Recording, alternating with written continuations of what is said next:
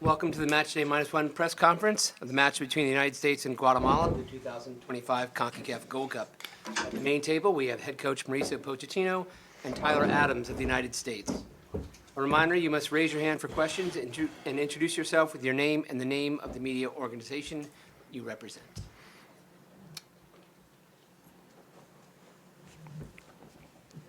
Hola Mauricio, Sanjay con Backfield. Tu primer torneo como seleccionador y el único antes del Mundial. ¿Qué has aprendido de cómo manejar un torneo más allá de las cosas futbolísticas, sí, más allá de tácticas o cuáles son, quién ha jugado bien, sí, del ritmo del torneo y quizás el color, sí? Sí, la verdad que es una experiencia muy buena de cara a un año, el Mundial del año que viene. Creo que es una experiencia buena para poder tener y sentir lo que significa estar continuamente viajando. Casi hemos viajado, creo que esta es la octava ciudad, jugando amistosos primero y después en el torneo oficial. Así que yo creo que aprendemos muchísimas cosas también de los jugadores, del grupo y del staff, así que es una experiencia que nos va a servir mucho de cara a la preparación del Mundial del año que viene. Izquierda, primera fila.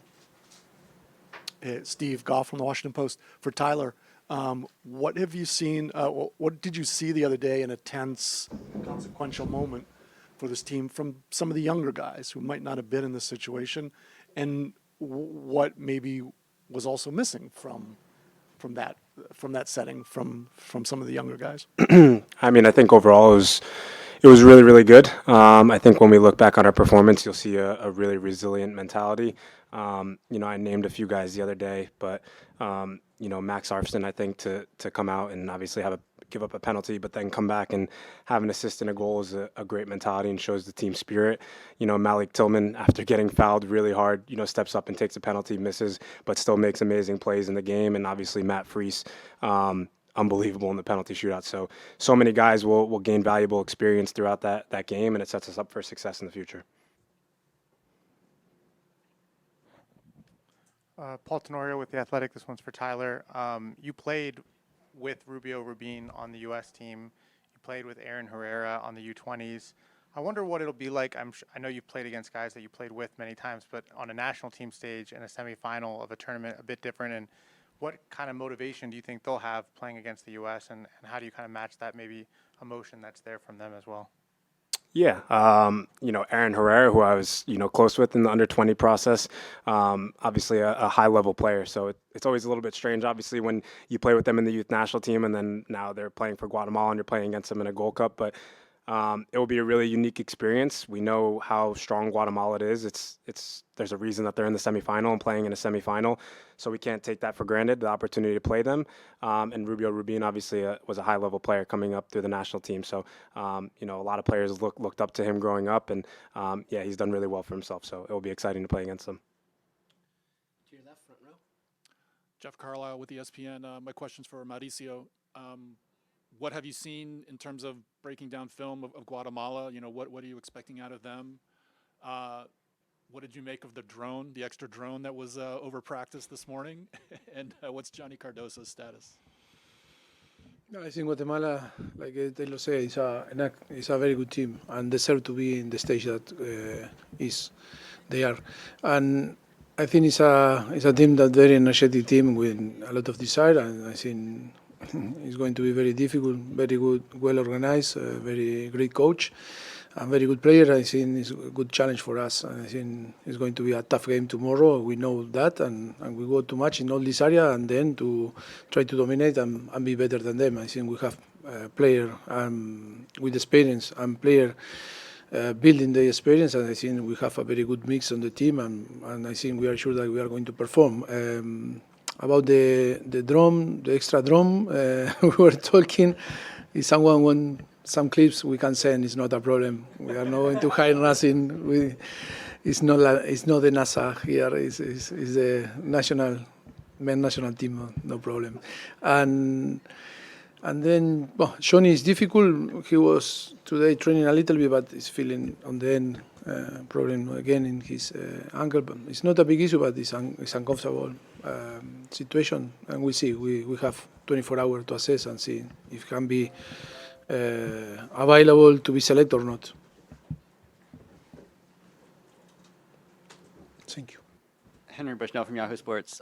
Tyler, in your time with this national team, you guys haven't always played with I'd call it a true number 10, like somebody like Malik, who is, roaming in between lines and trying to find those pockets. How does that change things for you guys in possession when you do have a player like him in there? Yeah, he's a really high level player in between the lines. That position is rare to come by nowadays. It's like more and more teams are playing without number 10s, but when you find a player like that can slow the game down and take pressure off of the team, I think it's really valuable. So, even in the game against Costa Rica, when things get hectic and he gets on the ball, he can find situations to get out of it and help our team break down the opponent. So, he's a top player. To your left, front row. Hi, Mauricio. Hi. You've talked a lot about experience and wanting to give this group experience. The penalty takers you chose the other day, there were some more experienced players on the field. Tim Ream was still there, Chris Richards, and you went with some young guys, Berhalter, Tolkien, Freeman. Was that part of the, did you pick those guys in part to give them experience, or did you just pick them because you thought they gave you the best Well, chance? both. I think also we were practice a lot. From the beginning, I think we are practice a lot, and I think also with all the coaches, business coaches, and all the also we have different tools to practice and see, and on the end also is our gut feeling, because it's to see the mental level, the situation, tired, not tired, player that play from after 90 minutes or came from the bench. It's plenty of different things that we put in the time to take the best decision for the team, and knowing that experience or no experience, you can miss a penalty, and that is sometimes is how you take, and in this moment things happen, and but I think we are full confidence in our selection, and of course, and then always is going to be my responsibility, but we trust in all, but we need to 1, 2, 3, 4, 5, but we trust in the 11 players that are in the pitch, no problem, because we practice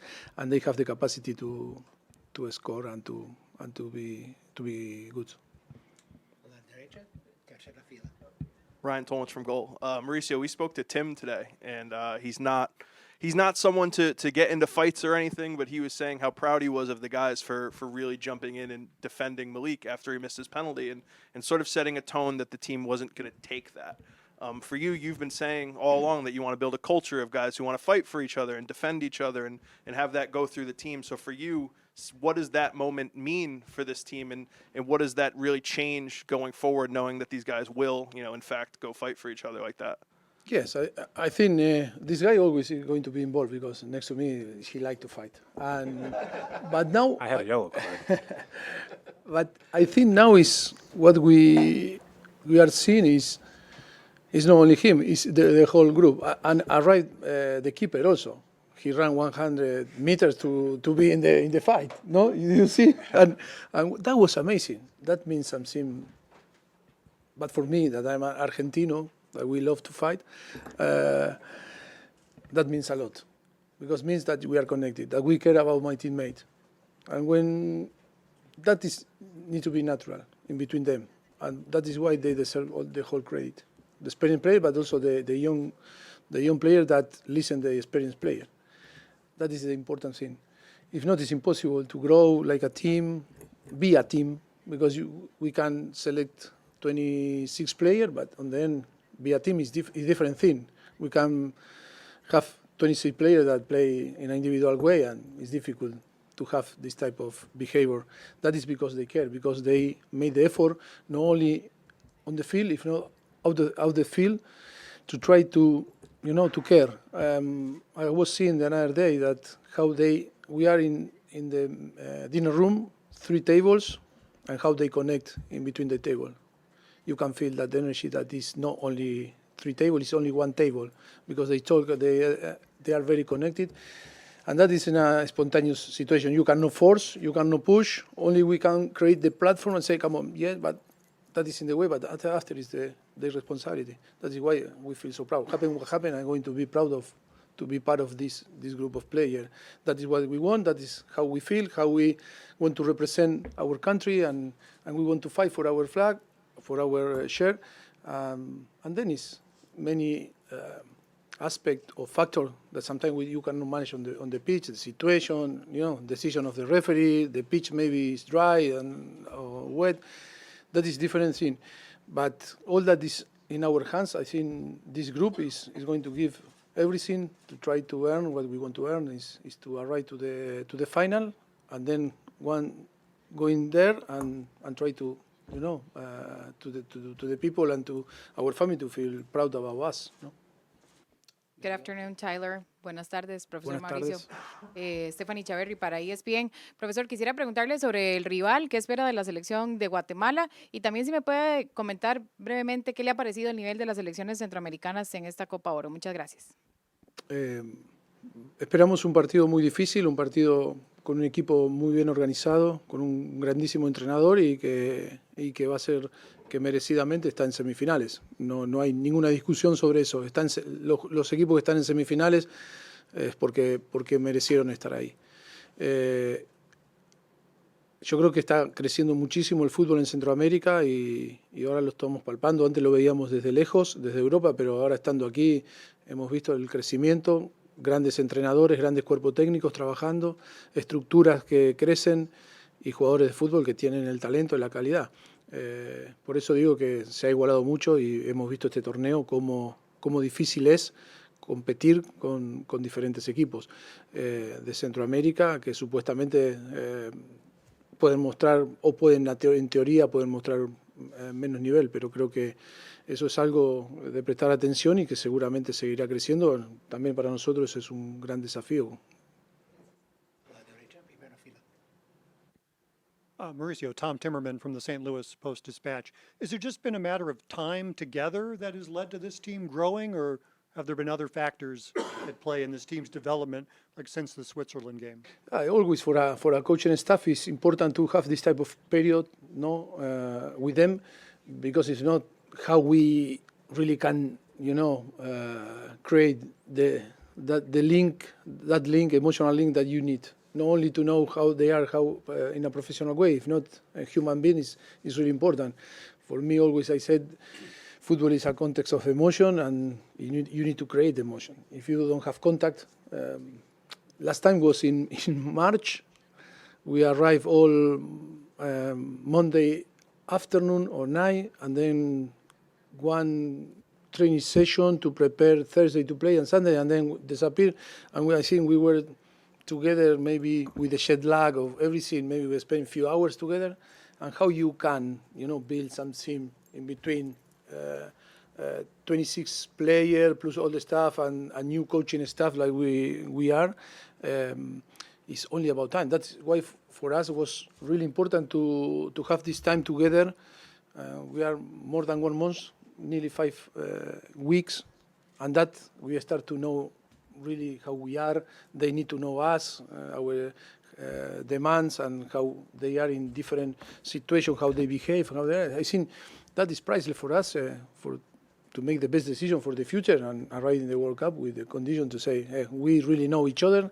Now we need to go to design the best strategy to play every single game, to be the best, and to perform. That's it.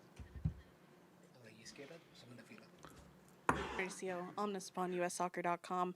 I know you haven't gotten a chance to assess all of your goalkeepers in this camp, but I'm just curious with Matt Freese's performance in this tournament, how has he kind of shifted the way you view the depth at that position? Well, circumstance. Look, I explained about the situation of Matt that didn't play in the whole season, but we really trust on him because he proved that he can deal with the pressure into competing in a big tournament. But also we want to add some player more to compete with him and to, and then I think seeing the performance of different keepers, I think Matt Freeze deserve the opportunity and then the trust, because it's not only to give one game and say, come on, and perform and prove that you can deal with the pressure. No, it's about to have continuity. And that was a perfect situation to give continuity, because all the players need to have some continuity to show the real quality. And in that case, it's not that is proving that we were right or wrong. It's about that we really believe when we give the opportunity, and then, it's about him to deliver the job. I think we are happy with with Matt Turner. He's doing a fantastic job. Not playing, but he's helping a lot. His experience is massive for the team. And then Chris Brady also is young, but is improving a lot. And the synergy and the energy in between them and is fantastic. And we are so happy. Well, we are so happy with the whole players, the whole team. No?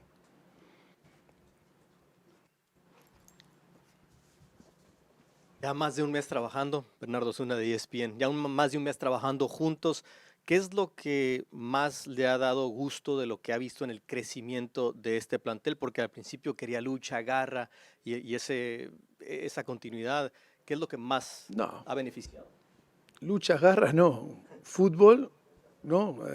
Jugar bien al fútbol, pero sin dejar de lado que hay otra parte en el fútbol, que es el deseo, la energía, que el rival es agresivo y que tú tienes que ser agresivo de la misma forma. Pero paralelamente estamos en la línea de la prioridad es el juego, con la base, ¿no? Principal, que es ser un equipo energético, un equipo agresivo, y eso vamos trabajando en la misma línea. No es que solamente queremos un equipo que pelee, ¿no? Pero al principio fue una de sus prioridades, ¿no? Bueno, porque uno cuando hace un análisis de un grupo de jugadores o del pasado, da prioridades a ciertas áreas a mejorar. Y yo creo que en todo equipo de fútbol, si eso no está en el equipo, pues es muy difícil desarrollar el juego que tú quieres. Entonces todo lo demás viene a partir de que consigas instalar en el equipo el deseo, la motivación, las ganas, el pelear por tu compañero, y a partir de ahí podemos desarrollar cualquier tipo de táctica, ¿no? Thanks, Mauricio. Thanks, Tyler. A reminder, you can find the complete press conferences on the Concacaf Media Hub platform. Thank you, guys. See you tomorrow.